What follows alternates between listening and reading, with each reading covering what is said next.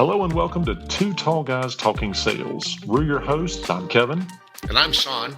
And we're glad you're here. For the next 15 minutes, we'll talk about a sales issue, big and small, for salespeople, sales leaders, and selling situations. We're glad you're here, and let's get started. We're back with a special guest, Jeff Clair. Jeff, so glad to have you back this week. Last week, we left off talking about how facts tell and stories sell. Jeff, would you bring us under the tent with you and give us your insight on how salespeople can use stories in the selling and buyer journey process? I'd be happy to. Thanks, Kevin. You know, it's one of the components I spent a lot of time with training sales leaders and executives on the whole idea of storytelling. And I think for those that have been involved in sales, there's always been one or two people in a group that's a great storyteller. And people kind of are gravitated in to listen. And you know what? We remember stories. Stories are what you remember. People tend not to remember the facts, but they remember stories. That's why stories are on campfires. You know, one generation passes on stories to the next. There's the facts that are within, but they remember the story. And great storytellers infuse different senses, sense of smell, hearing, different things that they touch points on it, which is really great. And you know what? It's a lot of fun to do that. I can recommend one book that salespeople really should read. Salespeople and marketing people. It's called The Story Brand. I believe it's by Donald Miller. And he goes through the different process of what a good story is and what you as a salesperson and what role you play in that story. When I meet with salespeople, I try to tell them is you're going through your different customers, different prospects, different meetings. Try to remember specific type of stories that you can do for different occasions. One story does not work for everything because then it wouldn't make sense.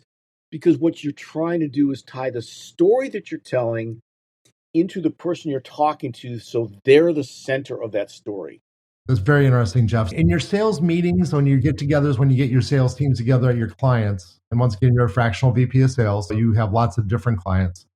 Do you actually have them practice storytelling to each other? They can learn from each other or learn the stories that Joe had this really cool deal. I'm going to steal his story so I can tell it to my client.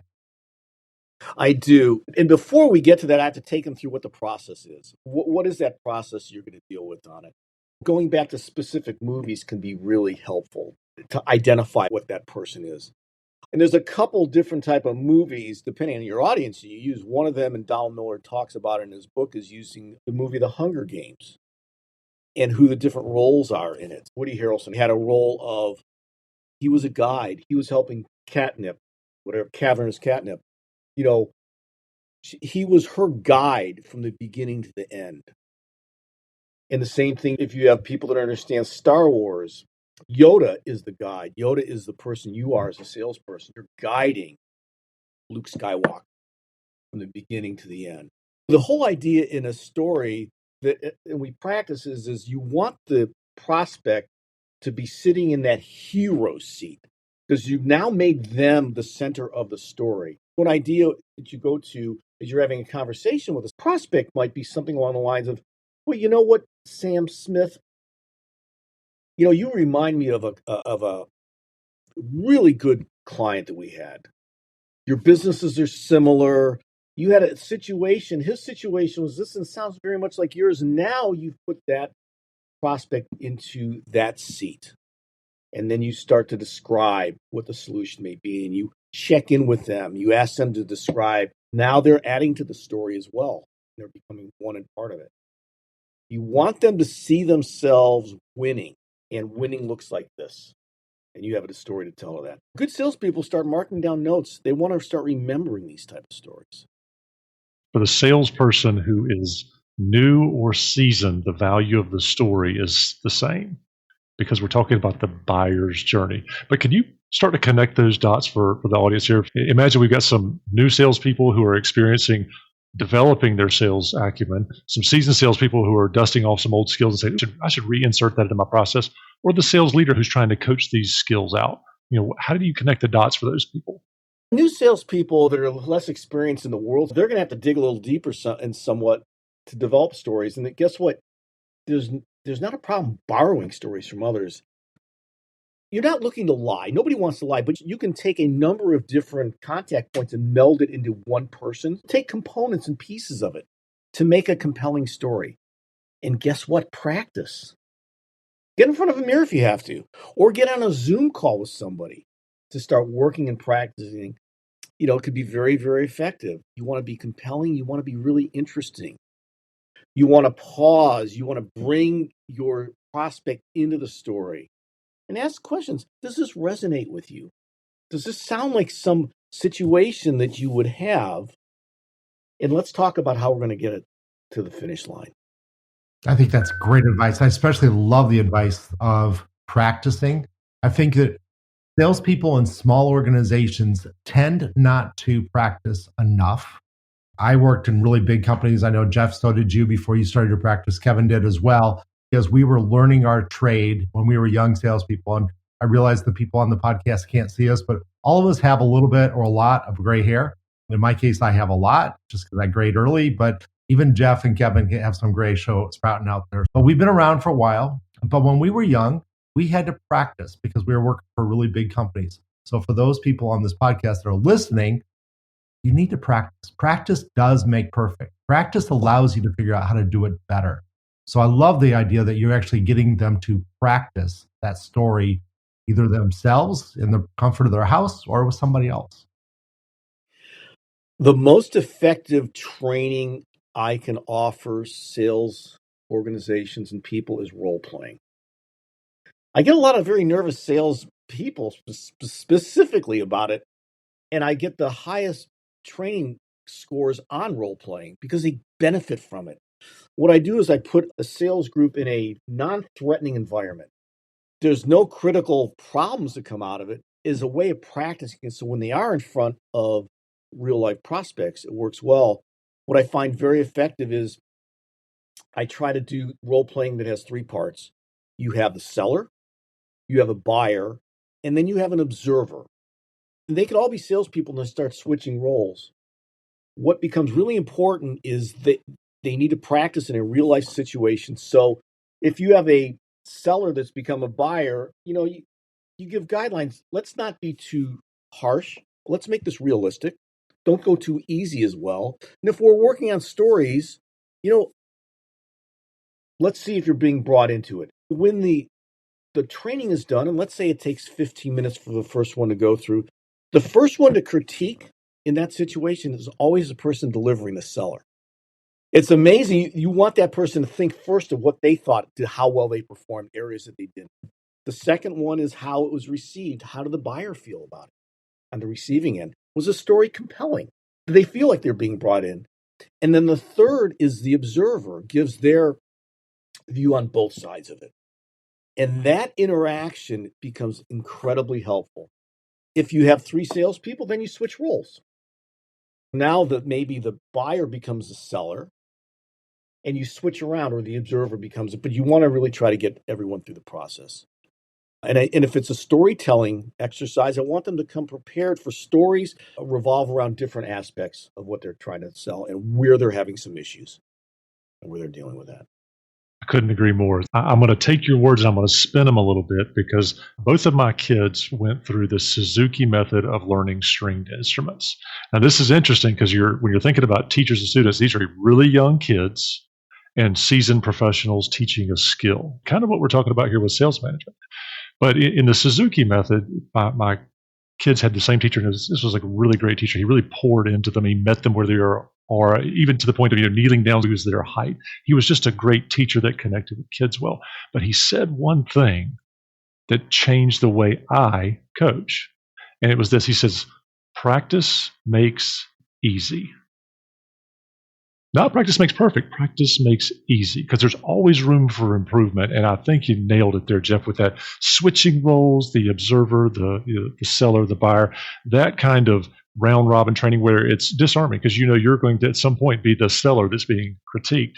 And I think my largest takeaway here was where you said the seller does the critique first. The person delivering the message actually does a self-critique first. Where'd you come up with that? Oh, I'm sure I didn't invent that. I'm sure there's somebody along the way who told me. And Kevin, you're talking about the stringed instruments. It was a great reminder. This evening, I have band rehearsal. I work with a school of rock. I'm an aspiring guitarist, and I took it up only a few years ago as an adult. That whole practice makes easy. I'm gonna borrow that because it's absolutely right. And when I'm with my instructor, I'm usually the first one to tell him what I felt I did well with and what I had difficulty. And then they'll come back and say, well, that and about 17 other things you could work on as well. But practice makes easy, but practice makes comfort also. It makes a salesperson more comfortable in the situation. And the more comfortable they are, the more confidence they're going to exude. And confidence goes a huge way in selling as well as a million other activities. The more confident you are, the better you're going to be. I'd like to go back to your storytelling advice with the practice makes easy connotation. Do you say, okay, here is the story we're going to tell in this situation? So you kind of lay out the story and then everybody should give the same story. Maybe you take the best story for your senior sales rep or whatever, and now you want everybody to give that same story, or do you allow them to tell their own story and make it up? Which way do you think works better?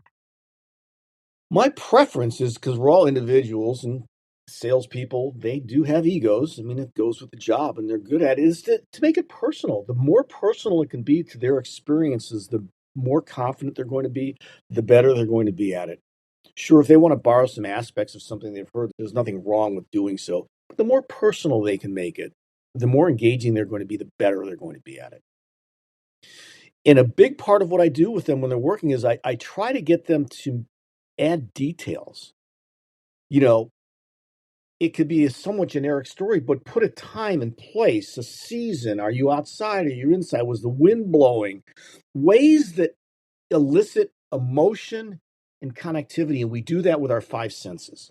The more you can bring that into place, the better off it can be. Yeah, that's fantastic. Thank you very much for all that wisdom today and then last week as well. Can you do us a favor? You have a couple minutes left in our 15-minute episode, and Kevin and I are really adamant. We try to get these at 15 minutes so people can get them on their drive home or their drive to work the next day. And these drop on a Tuesday afternoon at 4:30 every Tuesday at 4:30. So we're kind of catching people on your drive home. You listen to us, or maybe the next morning on your drive to work, you listen to us for that first sales call that you have in the morning. But in the next minute and a half or so, can you tell us a little bit more about you, how people can get a hold of you, what kind of companies should be reaching out to you, and all that other stuff? I'll let you close it out, Jeff. Great. My company, ClairVoyant Consulting, and you can, first of all, probably the easiest way to find me is on LinkedIn, Jeff Clair, ClairVoyant Consulting, or my website, clairvoyantconsulting.com. I help businesses that's privately held, usually is the ones I work with the most, that has an owner or a president that really has too many hats on. And sales may not be what they should be dealing with. They have other issues or other avenues that they enjoy. They never intended when they started a business that they'd be trying to head up a sales organization. I try to relieve that pressure. I can come in as your head of sales on a fractional basis is a great way to do it. Or if you're looking for someone to put a sales strategy and process together and work on training your sales leader, your sales team, let me know. I'm on the East Coast, but I can work remotely, in any location, certainly possible. Thank you so much. Well, thank you very much for that. That's great. And just so everybody knows, if you check the show notes on our podcast, you'll see Jeff's contact information. His LinkedIn profile will be there. You can find him there. I encourage everybody to reach out to Jeff, ask questions, especially if you want to know more about telling a story. Or maybe, let me throw this out. If a young sales rep says, can I have 10 minutes of your time, Jeff? Can I tell you my story, my favorite story? Would you do that for him? Oh, love to. That would be absolutely a blast to do. There you go. There's the offer, everybody out there in podcast lands. If you want to get a little critique, real quick refresher on how to tell a good story and get him some ideas, you got 15 minutes. Call Jeff up, set up a time, get to know him a little bit. You're going to have to do him a favor in return, but that's a great offer. Thank you very much, Jeff. I appreciate that. Thank you very much. We look forward to having another conversation in the future. And thank you for being our guest in the last 2 weeks. This has been fantastic. Thank you very much for joining us on this podcast of Two Tall Guys Talking Sales. We hope that we were able to share some valuable insight, valuable knowledge with you to make your selling adventures easier and more successful. Please join us every week. We drop these on Tuesday afternoon at 4:30 p.m. Eastern Time. Please subscribe to us in your favorite podcast player. Also, please join us on LinkedIn, where we do a CEO workshop. And that CEO workshop is dedicated monthly to big questions that CEOs are having and how to grow their business and drive sales. You can find us on LinkedIn. Just search for Two Tall Guys Talking Sales. Thank you very much. Have a great day.